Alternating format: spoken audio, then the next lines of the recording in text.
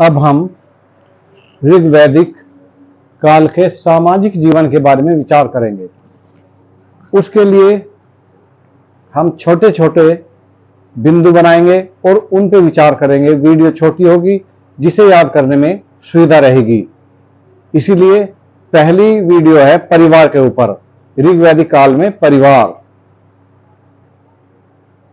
क्योंकि ऋग्वैदिक काल के बारे में जानकारी का एकमात्र स्रोत हमारे पास ऋग्वेद है।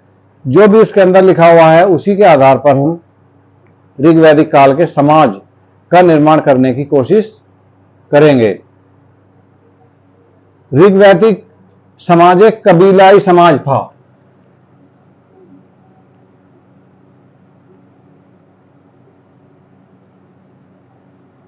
यानी कि उनका जीवन कबीले के रूप में था। हर काम में सामूहिकता थी। जैसे कि उनकी विभिन्न प्रशासनिक इकाइयों में हमें दिखाई देता है, जो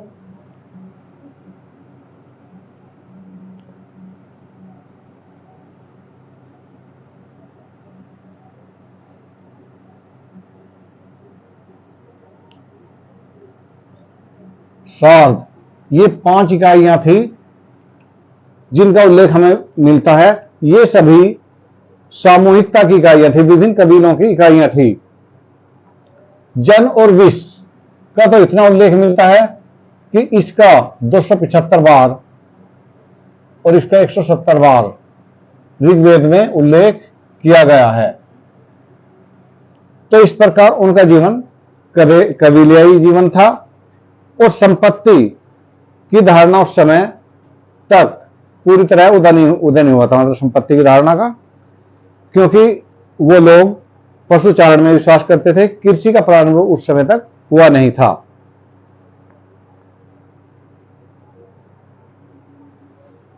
और सामाजिक संगठन की प्रथम इकाई परिवार था।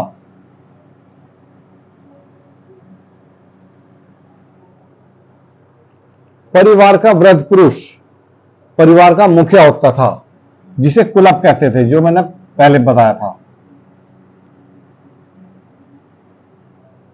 इसका परिवार के ऊपर पूरा नियंत्रण था। और ऋग्वेद में हमें ऐसे उल्लेख भी मिलते हैं, जैसे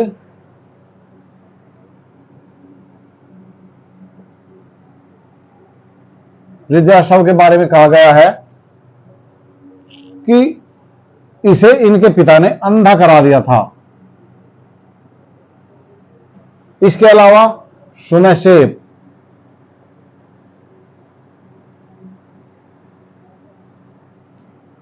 इनको इनके पिताजी ने बेच दिया था। तो इसका मतलब यह है कि परिवार के कुल का अपने परिवार पर, कुलप का परिवार का जो मुखिया था उसका अपने परिवार पर पूरा नियंत्रण था और वो अपने परिवार के किसी भी सदस्य को किसी भी रूप में दंडित कर सकता था या उसे बेच सकता था। परंतु इसका मतलब यह नहीं है कि मुखिया और परिवार के सदस्यों के बीच हमेशा कटुतापूर्ण संबंध रहे होंगे। यह केवल अपवाद स्वरूप मिलता है। नहीं तो परिवार का मुखिया अपने पूरे परिवार के सुख दुख की पूरी जानकारी रखता था और उनके दुखों को हमेशा दूर करने की कोशिश करता था। उसमें उनके दुखों में हमेशा सहभागी होता था। राज्य परिवार में कभी कोई हस्तक्षेप नहीं करता था। राज्य परिवार किसी का कैसे चल रहा है, राज्य को इस बारे में कोई लेना देना नहीं था। परिवार में संयुक्त परिवार की प्रथा थी।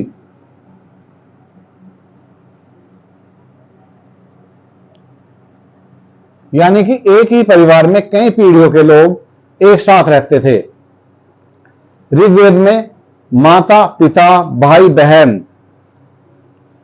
के लिए तो अलग अलग शब्द मिलते हैं, परंतु दादा नाना नानी दादी पोती नाती भतीजे आदि के लिए एक शब्द प्रयुक्त हुआ है, नृप।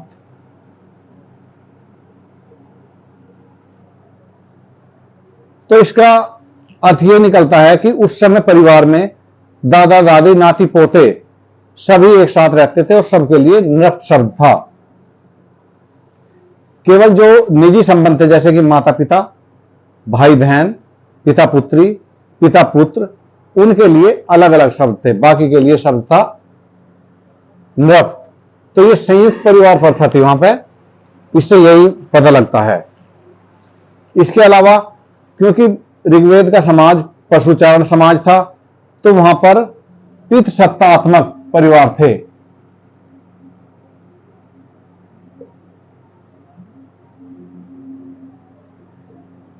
यानी कि समाज में, परिवार में पिता की भूमिका महत्वपूर्ण होती थी। ऋग्वेद में अनेक स्थानों पर यह प्रार्थना की, पुत्र प्राप्ति के लिए प्रार्थनाएं की गई हैं। इसके अलावा पुत्र जन्म को किसी वरदान से कम नहीं माना जाता था, तो पुत्र की महत्ता थी ये। इसके परिणाम स्वरूप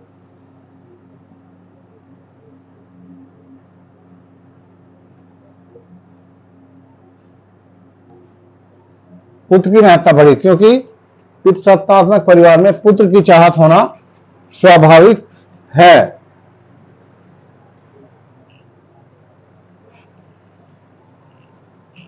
परिवार में